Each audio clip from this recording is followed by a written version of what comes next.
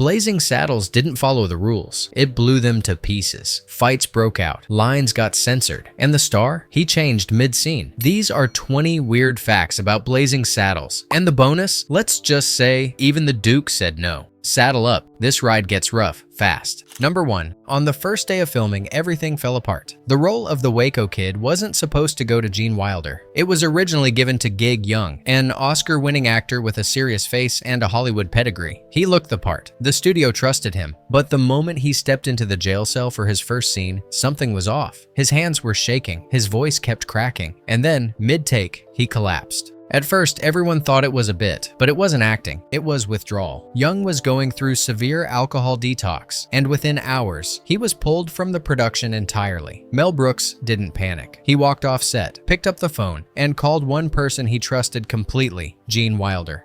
No meetings, no casting call, just a quiet, personal ask. Can you get on a plane tomorrow?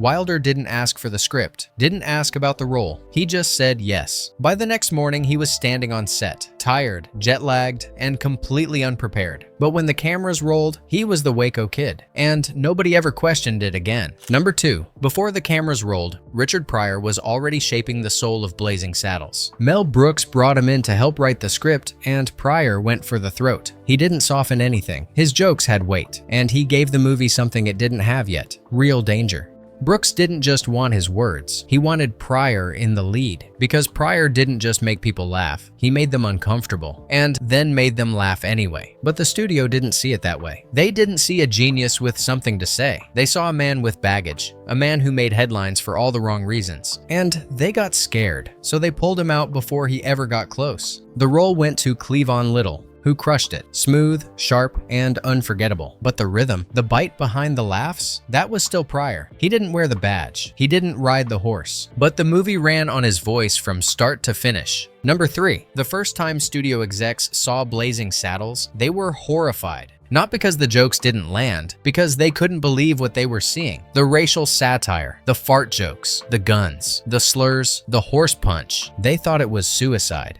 The Warner Bros. Execs sat frozen, tight-lipped, arms crossed, watching the credits roll. Kill the movie quietly, dump it in a vault, pretend it never happened. That was the plan, but Mel Brooks didn't flinch. He fought for a test screening, just one. A real audience, no edits. The night came, and for the first 20 minutes, dead silence. And then came the sound that saved the film. Number 4. It was a simple scene. A group of cowboys gathered around a campfire eating beans. Then one lets loose, loud, wet, and absolutely unfiltered.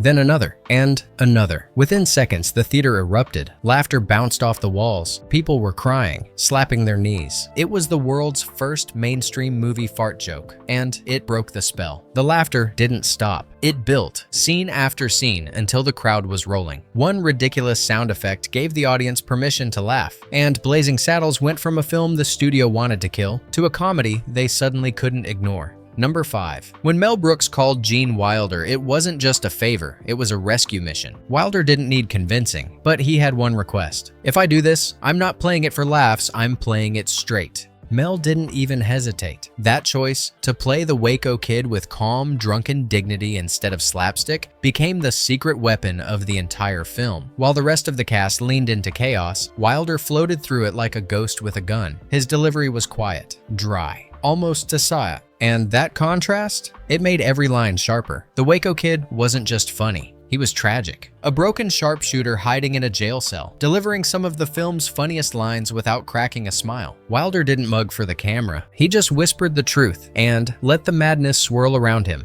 Number 6. Long before the film hit theaters, it had to survive the censors. And they weren't laughing. They flagged entire pages. Racial slurs, sex jokes, religious digs, Nazi gags, all too risky for a 1970s audience. One censor reportedly said, "If you air this version, you'll never work again." Brooks didn't blink. He fought for every line, every insult, every insane moment that pushed the film past safe and straight into historic. Even the iconic "Up Yours" line at the very beginning was debated for days. But Mel's argument never changed. If you take away the edge, you take away the point. and so he refused to dull the blade. Blazing Saddles wasn't just meant to make people laugh, it was meant to hit where it hurts. Number 7. He made history as one of the first black leads in a major Hollywood comedy, but Cleavon Little paid a price the studio never saw. During filming, he received hate mail, letters with slurs, threats, warnings. Some fans couldn't separate the satire from reality, and they aimed their ignorance right at him. Brooks later said Cleavon handled it all with grace, never letting the pain show on set. He delivered every line with cool control, matching Wilder beat for beat, never flinching. But off camera, it hurt. Blazing Saddles was supposed to mock racism. Instead, it forced its star to face it head-on. And the fact that Cleavon made it all look effortless, that was its own kind of bravery. Number 8. It looked like a cartoon. A cowboy walks up to a horse and decks it. But there was no trick shot, no clever editing. That was a real punch to a real horse, caught on camera. The stunt was choreographed carefully, sort of. A trained horse, a controlled angle, a stuntman with a real fist. One swing, and down the horse went. Perfect take. First try. Today, it would never happen. But back then, they didn't blink. Brooks said the moment was so outrageous it felt like a dare. Let's see if we can actually get away with this. And somehow, they did. It's one of the most talked about gags in movie history. Because when Mongo knocked out that horse, the audience realized nothing was off limits.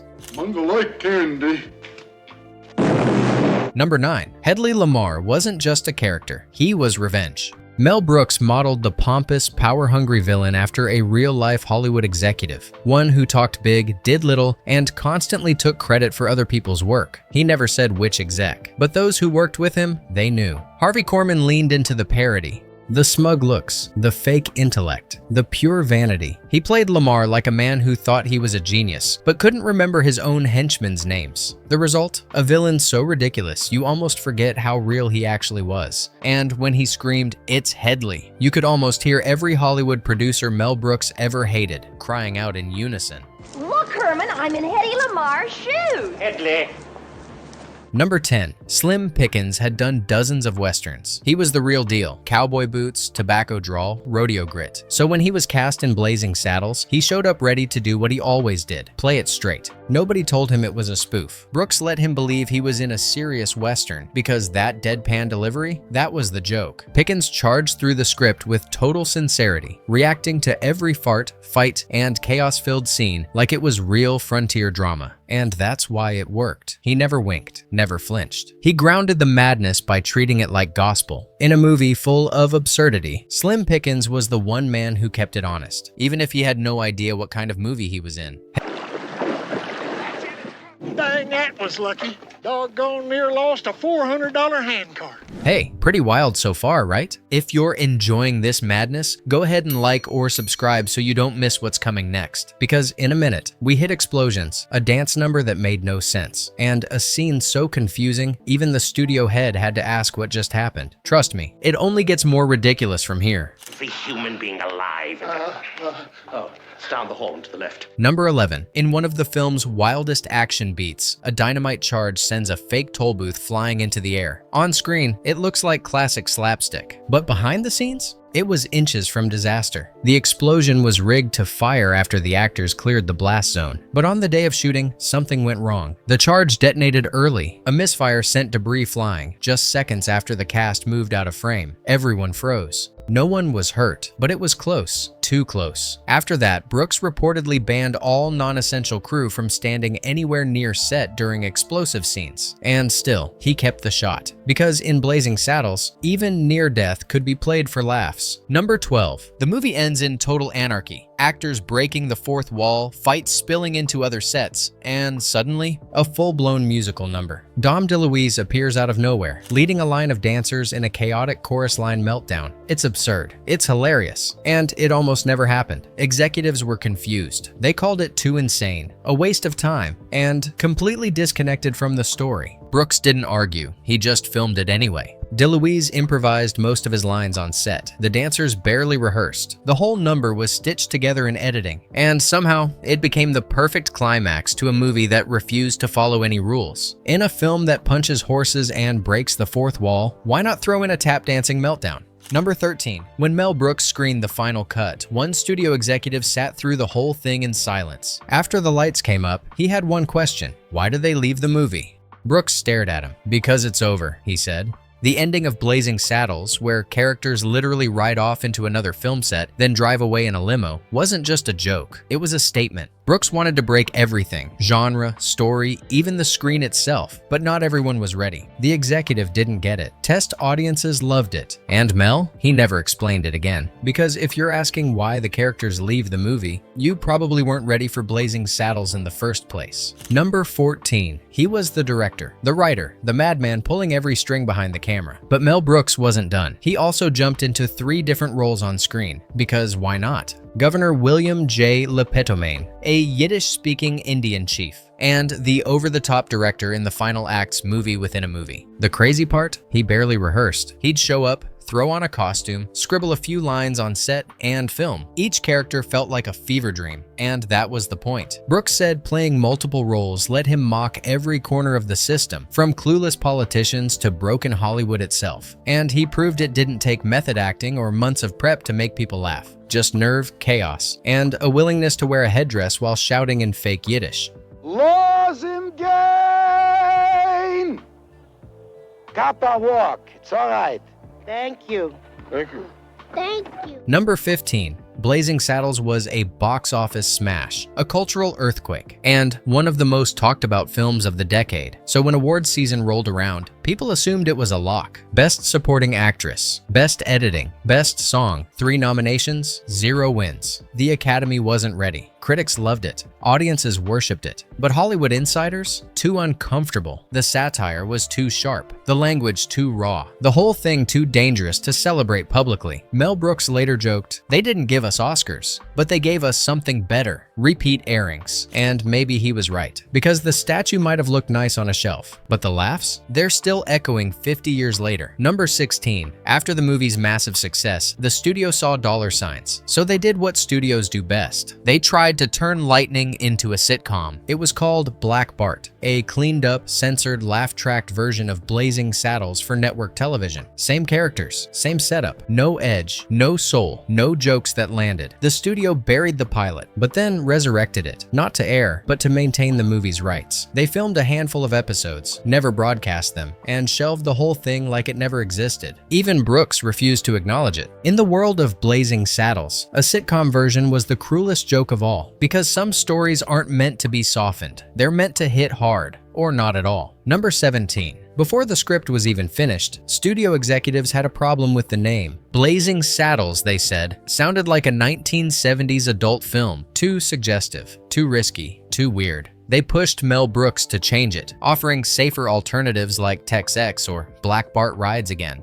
Mel's answer? Laughter, and a firm no. He told them, "The title is the joke. It's ridiculous, it's bold, and it sets the tone before the first frame even rolls." They backed off. And the result? One of the most unforgettable movie titles of all time. Because sometimes, the name that makes execs sweat is the one audiences remember forever. Number 18. Brooks has said it more than once, and with a straight face. "I couldn't make Blazing Saddles today. Not with that script. Not with those jokes, not with that ending. The political climate has changed. Audiences have changed. And studios, they wouldn't touch it." But Brooks isn't bitter. He says the film was a product of its time, and it had to be. Its whole purpose was to punch through hypocrisy and racism with a sledgehammer, to offend everyone, so that no one could hide behind polite silence. That kind of comedy, it walks a razor's edge, and once walked, it doesn't get walked again. In Mel's words, Blazing Saddles pulled off the impossible, once. Number 19. Some scenes were shot over and over, not because of technical problems, but because the crew couldn't stop laughing. During the campfire, during Slim Pickens' monologues, during Mel Brooks' every cameo, camera operators ruined takes, boom mic guys dropped into frame. Even the assistant director had to be removed from set, because his laugh kept bleeding into the audio. Cleavon Little and Gene Wilder kept their cool, but behind the camera, total chaos. It got so bad, Brooks had to yell between takes, "Stop enjoying the movie, we're still making it." And yet, that joy stayed baked into every frame. You can feel it, because Blazing Saddles wasn't just funny to watch. It was impossible to survive without laughing. Number 20. Mel Brooks wanted everyone in on the joke, even the Duke. He offered John Wayne a cameo, playing himself in the film's chaotic finale. Wayne took the script, read a single page, then walked into Mel's office. "I love it," he said, "but I can't do it. My fans would never forgive me." Then he added something that stuck, "But I'll be first in line to see it."